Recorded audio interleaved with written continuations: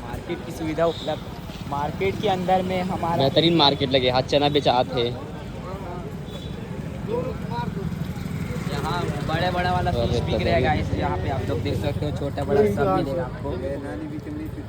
तो आप स्थान कीजिए यहाँ पर, जो बिहार के मसाला मिल जाएंगे आपको, आयुर्वेदिक मसाला। गाइस ये हरे बस्तर के बाजार, बस्तर के बाजार में हम हन। ये देखो ये क्या चीज़ है, ये बोइल है क्या? टमाटर, टमाटर है, टमाटर। पोटी बंगाला करते हैं अच्छा, छत्तीसगढ़ के आदमी।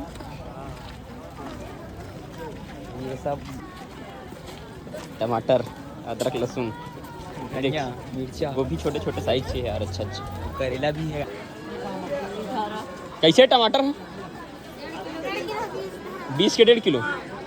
20 के 1.5 किलो कुछ होगा। और ये बैगन? हाँ सर, अच्छा ठीक ठीक।